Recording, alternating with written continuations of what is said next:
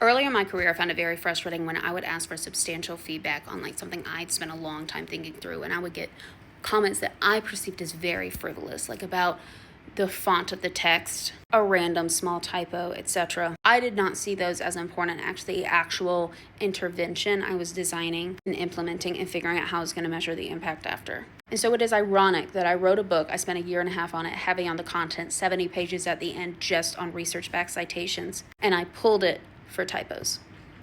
I pulled it after I'd hired a copy editor and a developmental edit, sought that feedback, I trusted it, and then recording the audiobook, it still had enough errors that I was embarrassed and I pulled it. And so I really appreciate comments like this that are like, you still explained the book really well, what the unwritten rules of work are, and that people are even sharing it on LinkedIn and saying openly, look, I noticed the typos and I did not care because the research, the content, and the presentation matter.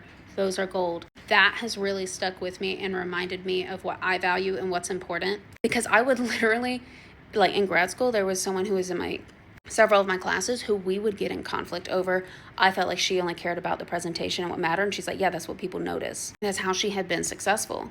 I was like, that's the fluffy stuff. I didn't get a PhD in I didn't come to get a PhD in formatting. I want to do the actual psychology. And we had conflict but we eventually learned how to work together and be like, look, you do all the formatting stuff because it does take a lot of time. I'll do all the research.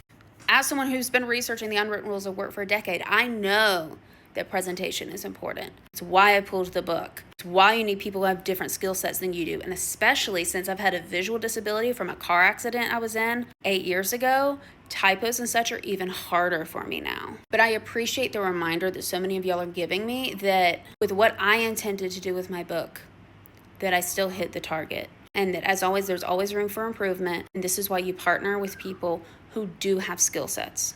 Where we run into issues is when it's all presentation, all smoke and mirrors, all perception with nothing to back it up. And that's where you run into things like fraudulent behavior or organizations that don't run well. Certainly places that can't explain stuff like this and are frustrating, especially for people who are first-generation professionals and or who are neurodivergent and aren't picking up on things that they see as fluffy, that aren't what the organization says it's doing and the skills they have developed and what attracted them to the organization in the first place. I can't go into details on everything that's going on with the publisher because there's literally legalities involved. I will tell you I will have updates soon on the print copy, the ebook, and the audiobook. And I have a peace in my soul about it because I've had to hire a new person, and they are from the county next to mine in rural North Florida, which is also a reminder for me in practicing what I preach. Because I thought I was doing that in the first round. I was hiring for one of my former places I've lived, relatively small business, but I didn't even check my original local area because I assumed there wouldn't be good copy editors or publishers in that area in Podunk, Florida. And that is a really stupid assumption for this bitch to be making. This is me at 17.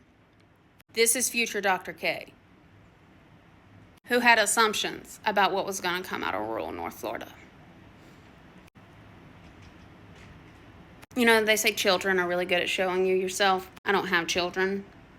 In this case, I feel like this book has shown me that too. So thank you for the comment. This is, an update on what's going on. And I'll have more updates soon once I see the latest round of editing and we can set up some clear timelines. I actually am starting to feel really good about actually having a launch.